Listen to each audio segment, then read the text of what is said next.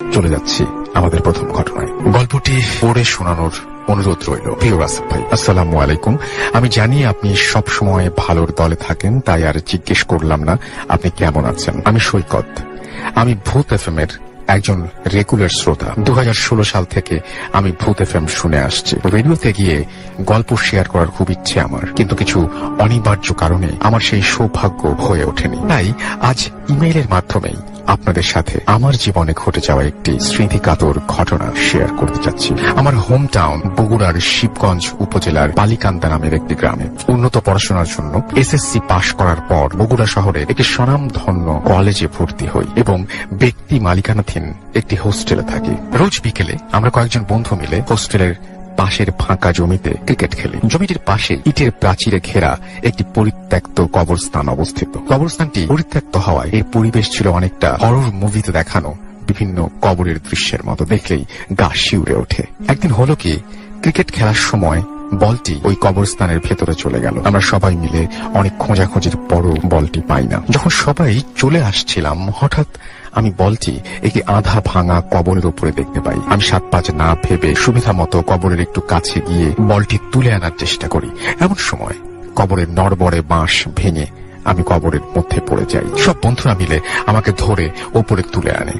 তখন প্রায় মাগরিবের আজান দেওয়া শুরু হয়ে গেছে। আমি একটু ভয় পাই, তবে ঘটনাটিকে স্বাভাবিকভাবে নেওয়ার চেষ্টা করি। হোস্টেলে এসে নিত্যদিনের মতো কাজকর্ম, পড়াশোনা শুরু করি, ডিনার করি, আড্ডা দেই, ফেসবুকিং করি, ইত্যাদি ইত্যাদি। রাত প্রায় 1টা বেজে যায় এবং এরপর আমি ঘুমিয়ে পড়ি। এর মধ্যে সন্ধ্যার ঘটনাটি আমার একবারও মনে হয়নি। হঠাৎ কুকুর ডাকার শব্দে আমার ঘুম ভেঙে যায়। মনে হচ্ছিল অনেকগুলো কুকুর সেখানে আর্তনাদ করছে। শব্দটা এতই প্রখর ছিল যে মনে হচ্ছিল আমার জানালার পাশে আমাকে উদ্দেশ্য করেই কুকুরগুলো কাঁদছে। কিন্তু আশ্চর্যের ব্যাপার, আমি কুকুর তাড়ানোর জন্য জানালা খুলতেই সব শব্দ হঠাৎ করেই বন্ধ হয়ে যায়, আর সেখানে কোনো কুকুরই দেখতে পাই না। আমি টর্চ জ্বালিয়ে দেখার চেষ্টা করি, কিন্তু জায়গাটি ছিল একদম ফাঁকা। আমি খুব ভয় পাই এবং জানালা বন্ধ করে রুমের লাইট জ্বালিয়ে ঘুমানোর চেষ্টা করি, কিন্তু কিছুক্ষণ পরে আবারও কুকুরের শব্দ আসতে থাকে। এইবার মনে হচ্ছিল কুকুরগুলো যেন প্রচুর ঝগড়া করছে এবং রুমের দেয়ালে আঘাত করছে। আমি অতিরিক্ত ভয় পাই। একটু সাহস করে আল্লাহর নাম নিয়ে জানালা খোলার পর আমি দেখতে পাই 4টি আগুনের গোলা আমার দিকে ছুটে আসছে। আমি দৌড়ে রুম থেকে বেরিয়ে গিয়ে হোস্টেলের বন্ধুদের ডাক দেই। আমাকে শান্ত করতে তারা বলে আমি হয়তো স্বপ্ন দেখেছি। তারা বলে ওরা হয়তো এমন প্রখর শব্দ শুনতে পায়নি, কিন্তু আমি জোর গলায় বলতে পারি ওইটা স্বপ্ন ছিল না। ধরলাম ওইটা আমার স্বপ্ন বা হ্যালুসিনেশন। কিন্তু এর পরবর্তী সময়ে যা ঘটে সেগুলোকে আপনারা কি বলবেন? এক রাতে যা ঘটলো তার জন্য আমি প্রস্তুত ছিলাম না। ওই রাতে ঠান্ডা কিছুর স্পর্শে হঠাৎ আমার ঘুম ভেঙে যায়। চোখ মেলে দেখি অনেক মোটা আর বড় একটি সাপ আমার বুকের উপর দিয়ে যাচ্ছে। আমি ভয়ে শিউরে উঠি এবং সাপটি আমাকে ক্রস করা মাত্রই আমি দৌড়ে পালিয়ে যাই। পরে মেসের সবাই মিলে অনেক খোঁজার পরেও সাপটির কোনো খোঁজই পাওয়া যায়নি। প্রতিদিন রাতে ভয়ঙ্কর স্বপ্ন দেখতে থাকি এবং সবসময় মনে হয় আমার আশেপাশে কেউ আছে। মাঝে মাঝে আমার দম বন্ধ হয়ে আসে। একদিন রাত প্রায় 10টার মতো বাজে। আমার বন্ধু দাদুর শেষকৃত্য অর্থাৎ জানাজা শেষ করে হোস্টেলে ফিরছিলাম। পথিমধ্যে সেই কবরের স্থানটি চোখে পড়ে। জ্যোৎস্নার আলোয় কবরস্থানটির দিকে চোখ পড়তে আমি লক্ষ্য করি 4টি সাদা কাপড় পরিহিত মানুষ গোল হয়ে বসে কিছু একটা করছে। আমি আগ্রহবশত দেখার চেষ্টা করি। আমি যা দেখি, লোক 4টি মৃতদেহ থেকে মাংস খুবলে খুবলে খাচ্ছে এবং হঠাৎ একটি লোক বাঁশটির মাথা আমাকে দেখানোর চেষ্টা করে। লাশটির মাথা আমাকে দেখানোর চেষ্টা করে। আমি লক্ষ্য করি মাথাটি আমার ছিল। আমি এই দৃশ্য সহ্য করতে পারিনি এবং সেখানে অজ্ঞান হয়ে পড়ে যাই। হোস্টেলের ছেলেরা আমাকে সেই রাতে উদ্ধার করে। এরপর আমি একজন হুজুরের শরণাপন্ন হই। তিনি বলেন কবরস্থানে থাকা 4টি জিনের আসর পড়েছে আমার ওপরে। উনি আমাকে ওই হোস্টেল ত্যাগ করার পরামর্শ দেন আর সাথে কিছু তাবিজ দেন। এতেও কাজ হয়নি। এতদিন, এই তো দিন 15 আগে একটা ঘটনার কথা। রুমের লাইট অফ করে শুয়েছিলাম মাত্র, তখন হঠাৎ শুনতে পেলাম জানলার ওপাশ থেকে ফিসফিসানি সুরে কেউ আমার নাম ধরে ডাকছে। এক পর্যায়ে বিরক্ত হয়ে জানালা খুলে দেখি একটা কুৎসিত কালো রক্তমাখা 4 মুখলায় জন্তু, যা দেখে আমার পিলে চমকে যায়। মাঝে মাঝে গভীর রাতে অদ্ভুত বাঁশির সুর শুনতে পাই, যা আমি ছাড়া কেউ শুনতে পায় না। এভাবে প্রতিনিয়ত আমার সাথে বিভিন্ন ভয়ঙ্কর ঘটনা ঘটেই চলেছে। এর থেকে আমি যে কবে পরিত্রাণ পাবো তা আল্লাহই ভালো জানেন। সবাই দোয়া করবেন যাতে আমি এর থেকে খুব তাড়াতাড়ি পরিত্রাণ পাই। ধন্যবাদ আমার এই ঘটনাটি শেয়ার করার জন্য। ভূত এফএম দীর্ঘজীবী হোক। আপনাদের সৈকত, বগুড়া, বৃন্দাবন পাড়া এরপরে হৃদার ইমেল অ্যাড্রেস এবং ফোন নাম্বার শেয়ার করেছেন। থ্যাংক ইউ সৈকত, আপনাকে আপনার ঘটনার জন্য অনেক ধন্যবাদ। এবং আমরা যারা শুনছি এই মুহূর্তে তারাও যদি কোনোদিন ফিল করি যে আমরা রাতের বেলায় হঠাৎ করে ঘুম ভেঙে গেল আমাদের, আর আমরা দেখলাম যে আমাদের বুকের উপর একটা সাপ, বা এই যে সমস্ত এক্সপিরিয়েন্স তারা দেখেছে, তিনি করেছেন, বা যেগুলো জিনিস তিনি দেখেছেন, সেগুলো যদি আমরা কখনো দেখি তাহলে আমাদের অবস্থাটা কি হবে? আমরা প্রত্যেকে যে কেউ যত সাহসী হই না কেন ভয় পাবো, এবং সে বিষয়ে কোনো সন্দেহ নেই। আশা করছি ঘটনাটি আপনাদের অনেক ভালো লেগেছে। ভালো লাগলে অবশ্যই আমাদের জানিয়ে নেবেন। এখন চলে যাব আমাদের বাবু ভাইয়ের কাছে এবং তার কাছে একটা চমৎকার ঘটনা শোনাবো। বাবু ভাই, প্রথমে আপনাকে অনেক ধন্যবাদ এবং আশা করছি আপনি সুস্থ আছেন। আপনাকে অনেক ধন্যবাদ স্টুডিওতে আসার জন্য। আপনাকে ধন্যবাদ রাসেল ভাই। আলহামদুলিল্লাহ এখন সুস্থ আছি। স্টুডিওতে আসতেই চাই, যতদিন ভূতের মাঝে আসবো ইনশাআল্লাহ। এই আর কি, এই যা কাহিনীটা রাসেল ভাই আমাকে বলেছে অনিক চট্টোপাধ্যায়, সে কলকাতার ছেলে। ওর প্রথম ইউনিভার্সিটি লাইফের কাহিনী। সে ওই সময়টায় পড়াশোনা করতে যায়, আজ থেকে 5-7 বছর আগে আর কি। আচ্ছা। সে নয়নিতালে পড়াশোনা করতে যায়। আচ্ছা। তো যে জায়গাটা পড়াশোনা করতে যায়, সে বলেছে ওই জায়গাটা বেশ মানে একটু শহর থেকে দূরে, লাইক সাবার্ব টাইপের একটা এলাকা, মানে মুফাসসল শহরটা। আচ্ছা। তো স্পেশালি ওই জায়গায় যাওয়ার কারণ হচ্ছে যে সাবজেক্টে পড়াশোনা করতে, এটার জন্য নাকি ওই জায়গাটাই ভালো ছিল তার। ও যখন যায় ওখানে যাওয়ার জন্য, সারাদিন আপনার জার্নিতে চলে যায় ওর, এবং ও যখন ওখানে পৌঁছায় তখন প্রায় রাত 8-9 বাজে, এরকম একটা সময়। তো বাস থেকে নামার পরে ও দেখে যে বেশ জনশূন্য আর কি, কাইন্ড অফ লাইক মানুষজন একদমই নাই বলা চলে।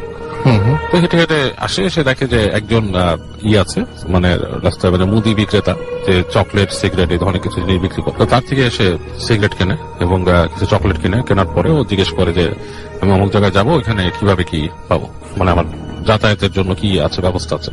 আচ্ছা। তো সে বললো যে এখানে ওরকম ব্যবস্থা তো ওরকম নাই, কিছু পাবা না। এক ধরনের শ্যালো মেশিন টাইপের চালিত আর কি, একটা রিক্সা টাইপের আছে, আর আছে হচ্ছে এক ধরনের টাঙা, এবং সেই টাঙাগুলো তুমি পাবা কিনা এখন শিওর না। আচ্ছা। এটা হচ্ছে যে কারণ দিনের বেলায় এগুলো চলে যায়, সন্ধ্যার পরে পাওয়া যায় না। তো তোমার জন্য ভালো হয় রাস্তাটা সুবিধার না, তুমি এখানে থেকে যাও, বাস স্ট্যান্ডে কোথাও থেকে যাও, এখানে তো আরো দু একজন মানুষ আছে, ওখানে কাউরে পাবা না রাস্তায়। তো অনেক বলতেছে যে এত রাতের বেলা, মানে এমন কোনো রাত হয় নাই, 8-9 বাজে, এই সময় তোমাদের এলাকাটা এত নিস্তব্ধ কেন হয়ে যায়? তো বলতেছে এটা গ্রামের জায়গা, এন্ড এই মানে আর কি বেশ গ্রাম্য জায়গা, ইটস নট এ সিটি। এবং ওর সাথে কমিউনিকেশন করছে সে ইংলিশে। হ্যাঁ, মানে এটা সিটি না, এখানে তুমি এরকম সুবিধা পাবা না যেরকম যেতে চাও। তো তুমি যদি টাঙা পাও এটা তোমার জন্য ভাগ্যের ব্যাপার, টাঙা না পেলে তো কিছু করার নেই। অনেক ওখানে দাঁড়িয়ে থাকে, দাঁড়িয়ে কর্নারে একটা জায়গায় সিগারেট খায়, বসে থাকে একটা ইসের পর, বসে চিন্তা করে যে এখন কি করবো। এরকম চিন্তা করতে করতে সে চিন্তা করে যে আমি একটু আশেপাশে হেঁটে দেখি কি অবস্থা। আচ্ছা। এখানে তো বাস স্ট্যান্ডে টাঙা আলা নাও আসতে পারে।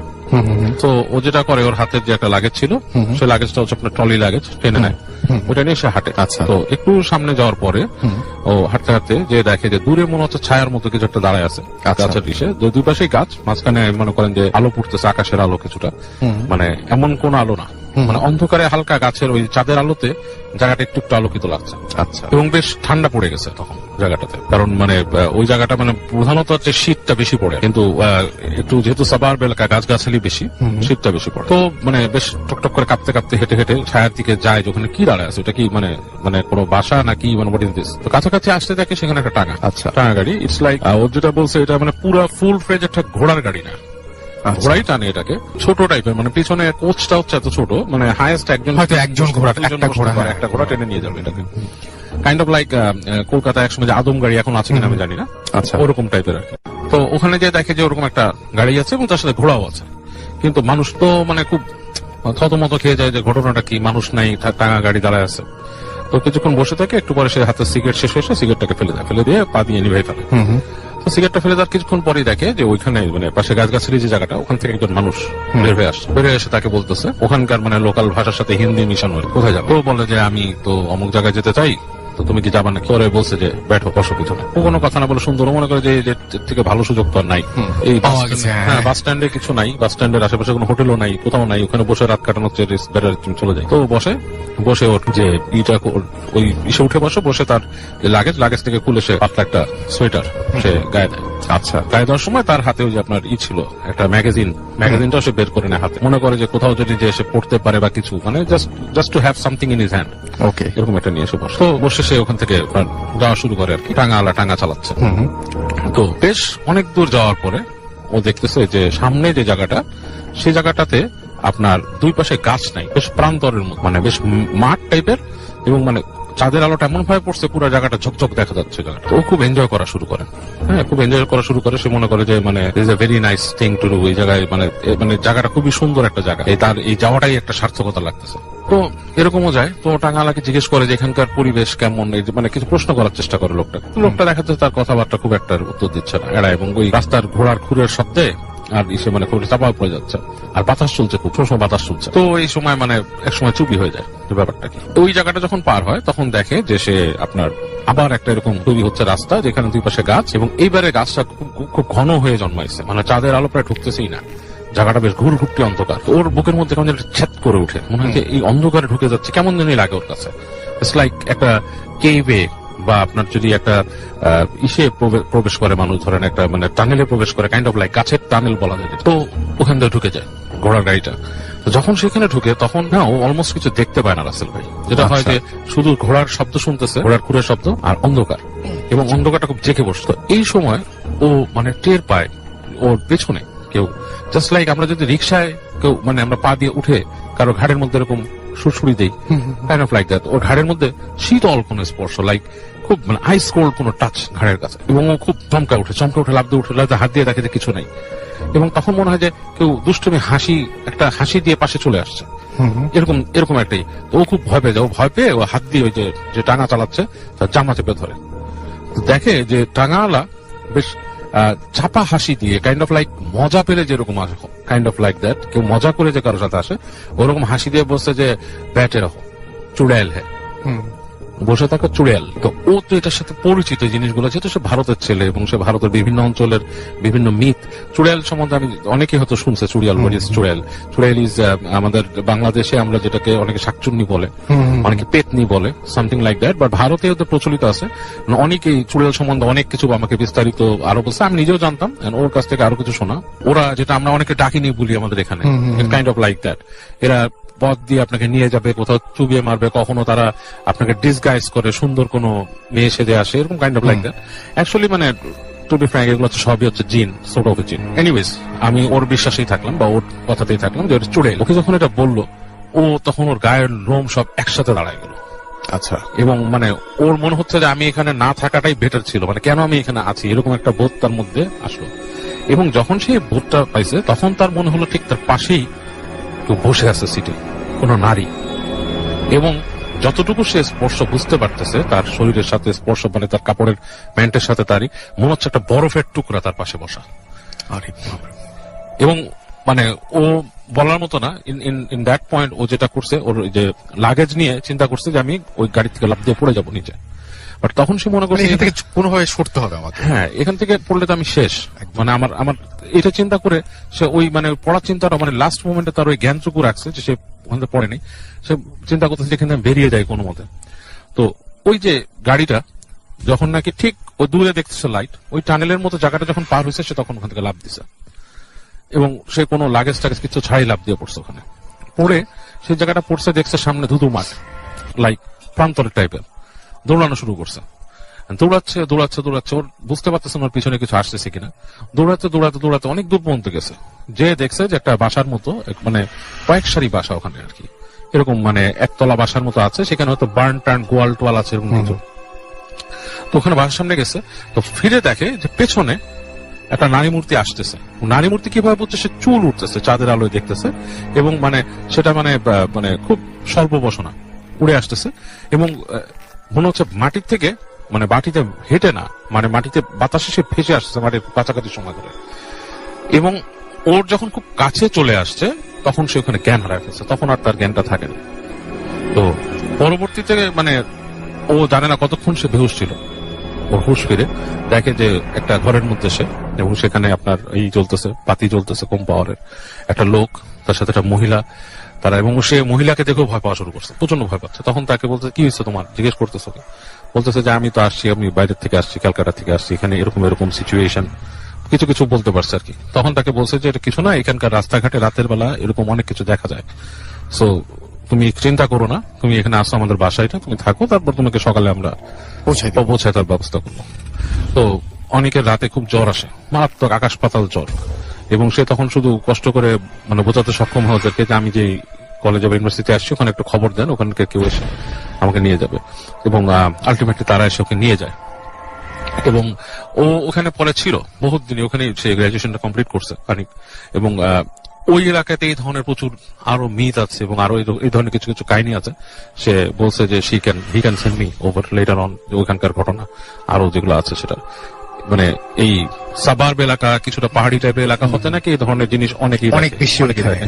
আর এই চুড়েল টাইপের ব্যাপারটা কিন্তু রাসেল ভাই আমি এর আগে অনেকের কাছে শুনেছি, একটা পার্সোনাল এক্সপিরিয়েন্স, যে আমি শুনেছি যে আমার নানারা একসময় পাকিস্তানে থাকতো যখন দেশ ছিল বিভাগের আগে, তখন ওনারা শুনেছিল যে ওনার এক ফ্রেন্ড এরকম একদম ফার্স্ট হ্যান্ড এক্সপিরিয়েন্স, আমার নানার বন্ধু, আমার নানা মারা গেছে এখন, বাট ওনার এক বন্ধুর কথা বলছি, যে উনি গাড়ি দিয়ে আসছিলেন এবং উনি দেখেছেন যে ঠিক আপনার গাড়ির সামনে একটা মহিলা দাঁড়িয়ে আছে। এবং ঠিক আমরা যেমন হিন্দি মুভি বা কোনোটাতে শুনি যে লাইক কালো কাপড় পরা বা সাদা কাপড় পরা, কাপড়ের কালারটা আমার ঠিক মনে নাই, বাট এখনো মনে আছে, বলছে যে দাঁড়িয়ে ছিল এরকম। এবং উনি ওখানে থামান নাই গাড়িটা, উনি চালায় গেছেন গাড়ি।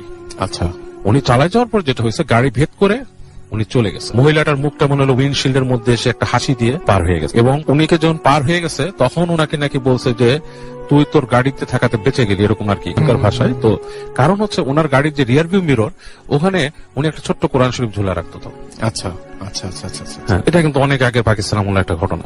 তো এই ধরনের জিনিস ভারত পাকিস্তানের বিস্তীর্ণ অঞ্চলগুলোতে কিন্তু অনেকেই দেখে, চুড়েল বা ডাকিনি যেটাকে বলে। Thank you so much, thank you চমৎকার ঘটনা দিয়ে আমরা শুরু করলাম আজকে। একটা খবর এই মুহূর্তে আপনাদের জানিয়ে দিতে চাই। আজকে তো আমরা কোনো ব্রেক নিচ্ছি না, একটা না করে যাব আশা করছি। আমরা চলে যাবো আমাদের পরবর্তী ঘটনায়। আমাদের একজন অতিথি এখানে আছেন, আপনার নামটা প্লিজ একটু বলবেন, আপনি কোথা থেকে এসেছেন তাই সেটা বলবেন, এবং চমৎকার একটা ঘটনা নিয়ে তিনি এসেছেন। এবং আজকে তিনি আমাকে অনেকবারই বাবু ভাইয়ের কথা জিজ্ঞেস করেছেন, আজকে দুজনের একসাথে দেখা হয়ে গেল এবং একসাথে একই সাথে তারা দুজন বসে আছেন। তো আপনার নামটা প্লিজ একটু বলবেন, কোথা থেকে এসেছেন, তারপরে আপনার ঘটনায় যাবো। কেউ রাসেল ভাই, আমি সোহাগ, জি, রাজশাহী থেকে, এখন মিরপুর একে থাকি আমি। জি। ধন্যবাদ লিসনার্স। আমি যে ঘটনাটা বলবো তার আগে একটু শুধুমাত্র কিছু কথা বলে নিতে চাই। রাসেল ভাই, আপনাদের যে অনেকদিন আগে একটা এপিসোড হয়েছিল, এই এপিসোডটাতে আপনার একটা এপিসোডে প্রচার করেছিলেন যে কোন একটা ছেলে 2008 সালে 25 ডিসেম্বর রাত্রে সে দুটা কয়েন নিয়ে উধাও হয়ে যায়। কয়েনগুলো অনেক পুরনো ছিল। আবার একই দিনে 25 ডিসেম্বর রাত্রে 2009 সালে সে আবার তার ঠিক ওই জায়গায় ওই সময়টা ফেরত আসে। এই বিষয়টা হচ্ছে কি যে উধাও হয়ে গেল, আবার ফেরত আসলো। এই একটা বছরে তার বাবা মা অনেক পেপার পত্রিকা বা অনেক খোঁজাখুঁজি করেছে। জাস্ট এটা ছিল একটা ঘটনা, এটা তখনকার সময় একটা ঘটনা ছিল, এটা আমরা রেডিও ফুর্তিতে শুনেছি। বাট আমি যে ঘটনাটা বলবো সেটা হচ্ছে সিলেটের। লাস্ট ফ্রাইডেতে আমি হচ্ছে যে সিলেটে গিয়েছিলাম কোন একটা কাজে, অফিসিয়াল কাজে। দেন আমি খুব পাশাপাশি হচ্ছে চা বাগান থাকার কারণে আমি ওখানে চলে যাই চা বাগান দেখার জন্য। দেন আমি যখন চা বাগানে যে পৌঁছাই তখন ওখানে যে কেয়ারটেকার থাকে, কেয়ারটেকারকে সাথে নিয়ে আমি চা বাগানের মধ্যে ঢুকি। যখন চা বাগানে ঘুরছিলাম, ঘুরতে ঘুরতে ওই টিলাগুলোর উপরে যখন উঠি, তখন ওই কেয়ারটেকারকে আমি একটা সময় যাওয়ার পরে জিজ্ঞেস করছিলাম যে আঙ্কেল, আপনারা যে এই চা বাগানে ঘুরেন, তো কখনো কি এরকম ভৌতিক কোনো জিনিস আপনাদের সামনে আসে কিনা? তখন তিনি বলছিলেন যে হ্যাঁ, এরকম হয়, এরকমই একটা ঘটনা, তাহলে আপনাকে আমি শোনাই। তো উনি আমাকে বলছিল এই ঘটনাটা হচ্ছে 1991 সালের একটা ঘটনা। আমরা এই জিনিসটা জানি যে চা বাগানে যারা চা তুলেন, যারা এরা কিন্তু অনেক হচ্ছে কি যে মানে নিচু শ্রেণীর, বলতে কি যে সনাতন ধর্মাবলম্বী এরকম ধর্মের হয়ে থাকেন। তো এদের মধ্যে একজন লোক ছিলেন, উনি হচ্ছে মুসলমান ধর্মাবলম্বী। ওনার নাম ছিল হচ্ছে সুরুজ আলী। ওনার ফ্যামিলিতে ছিল হচ্ছে মানে যারা কাজ করেন তারা অত্যন্ত মানে খুব গরিব হয়ে থাকেন, দরিদ্র হয়ে থাকেন, দরিদ্র ঘরের লোক ছিলেন। তো ওই সুরুজ আলীর এক ছেলে এক মেয়ে। তো মেয়ে 12-14 বছর বয়সী একটা মেয়ে, আর সেই ছেলেটা হচ্ছে ছোট ছেলে।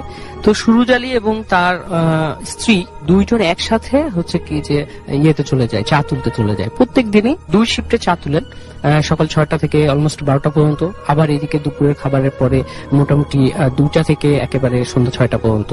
যদি শীতের দিন হয় তাহলে আরো আগে চলে আসেন। তো এইভাবে চা তুলেন। তো যাচ্ছিল দিন, এভাবেই যাচ্ছিল।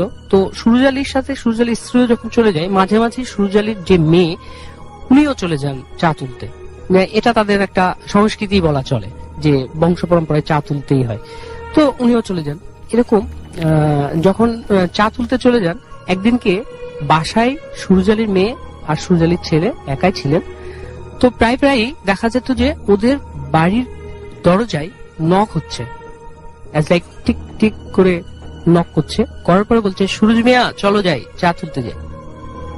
তো এরকম বলে কি যে ওই সুরজালির মেয়ে তখন দরজা খুলে বলে যে বাবা তো চলে গেছে, কিন্তু দরজা খুলে কাউকে দেখতে পায় না। আচ্ছা, এরকম 2-3 দিন যখন হওয়ার পরে তখন ওই মেয়েটা ওনার মাকে বলছে, আমার দেখো যে প্রত্যেক দিনই তোমরা চলে যাওয়ার পরে এরকম ডাক দেয় আর হচ্ছে কি যে কাউকে দেখতে পায় না। তো উনার মা বলে কি যে এটা কোনো কিছু না, হয়তো বা কেউ মানে একটু মস্করা করে এই জিনিসটা করছে। দেন একদিনকে কি হয়েছে যে সুরজালি এবং সুরজালির স্ত্রী চা তুলতে চলে গেছে, লাইক 1:45টার দিকে, দুপুরবেলা, একেবারে সানিরে দুপুরবেলা 1:45টার দিকে সুরজালির মেয়ে উনিও চলে গেছে চা তুলতে যাওয়ার সময় তখন বলছে কি যে উনি যখন আস্তে আস্তে চা তুলতে, আমরা তো জানি চায়ের চা বাগানটা টিলার মধ্যে হয়, আস্তে আস্তে উপরে উঠে যায়। তো সুরজালির মেয়ে চা তুলতে তুলতে একটা সময় মাঝামাঝি টিলাতে যখন গেছে তখন তিনি দেখছে কি যে ওনার সাথে আরো অনেকেই চা তুলছে, অনেকজন চা তুলছে, একসাথে চা তুলছে। দেন মনোযোগ সহকারে সে চা তুলতে তুলতে একটা সময় সে টপ অফ দি হিল, একেবারে মানে ওই টিলাটার একেবারে উপরে চূড়ায় উঠে যাওয়ার পরে ওর গোটা শরীরে একটা ফ্লো, একটা গরম উইন্ড, একটা ফ্লো জোরে এসে ধাক্কা দেওয়ার সাথে সাথে তার চোখ সব বন্ধ হয়ে যায়, চোখ জ্বলা শুরু করে। যখন তোর চোখ বন্ধ হয়ে যায় তখন সে হালকা করে তাকায়, দেখে যে তার সাথে যারা ছিলেন, চা বাগানে যতগুলো লোক ছিল চা তুলছিল, তারা একজনও নাই। তারপরে তার চোখটা আবার বন্ধ হয়ে যায়, মানে খুব বেশি জ্বলছিল। তখন সে চোখটা খোলার পরে খুব কষ্ট করে যখন চোখটা খুলেন তখন দেখেন কি তার সামনে একটা শেপ দাঁড়িয়ে আছে, খুব কালো, কুচকুচা কালো একটা শেপ। সেই শেপটা এমন একটা শেপ যেটা একটা কাঠের উপরে একটা মানুষের ছায়া দিয়ে কাঠটাকে যদি কাটা হয়, একটা মানুষের ছায়া দিয়ে যদি কাঠটাকে কাটা হয়, তাহলে ওই যে শেপটা, কিন্তু মুখ বা চেহারা as like as face কোনো কিছুই নাই, একটা প্লেন ফেস, কাটআউটের মতো। হ্যাঁ, কার্টুনের মতো। তার মধ্যে কোনো চোখ নাই, নাক নাই, মুখ নাই, নাথিং ইজ। দেন কিন্তু ওখানে একটা বিষয় ওই মেয়েটা মানে লক্ষ্য করছিল এইভাবে যে তার সে কুচকুচা অবয়বের মধ্যে অনেক লোম ছিল, যে লোমগুলা খাড়া খাড়া ছিল, কালো লোম ছিল, কিন্তু ওই লোমগুলানের মাথায় একটা করে চা পাতা ছিল, মানে চায়ের কচি পাতা যেটাকে বলে, কুশি পাতা, সেই পাতা একটা করে চা পাতা ছিল। এটা দেখার পরে সে মেয়েটা খুব জোরে চিৎকার করে বসে। চিৎকার করার পরে সেই সময়টা ছিল অলমোস্ট, সে বাড়াই ছিল কয়টা, 1:45টার দিকে, কিন্তু ওই মেয়েটা পৌঁছাইছে যখন চিৎকার করছে ঠিক মাগরিবের 10 মিনিট কি 15 মিনিট আগে। এমন একটা সময়, মানে চা তুলতে তুলতে ওকে এমন একটা সময়ে নিয়ে যাওয়া হয়েছে যে মাগরিবের ঠিক আগ মুহূর্তে চলে গেছে। এখন যখন চিৎকার করেছে তখন ওই হিলের নিচে যারা থাকেন, কেয়ারটেকাররা যারা ছিলেন, তখন এই চিৎকারটা শুনতে পায়। এদিকে লং টাইম হয়ে গেছে, সুরজালির বাড়িতেও খোঁজাখুঁজি শুরু হয়ে গেছে যে আমার মেয়ে কই। এদিকে যখন চিৎকার শুরু হয়েছে, খুঁজতে খুঁজতে খুঁজতে অলমোস্ট 9টা বেজে গেছে, 9টা 9:45 বেজে গেছে, 9:30 9:45 এরকম বেজে গেছে। দেন ওই কেয়ারটেকাররা সুরজালির মেয়েকে পায়।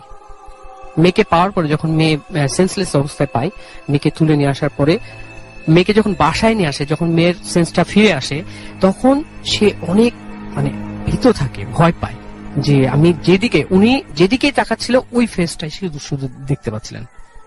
তার মা কি, তার বাবা কি, কিচ্ছু না, শুধু ওই ফেসটা দেখতে পাচ্ছেন। এটার পরে তার মানে একটু অসুস্থ হয়ে পড়ে, তখন তাকে একটা হুজুরের কাছে নিয়ে যায়, সুরজালি একটা হুজুরের কাছে নিয়ে যায়। হুজুর তখন বলে কি যে আপনার মেয়ে অলমোস্ট দুপুর বেলায় বের হয়েছিল।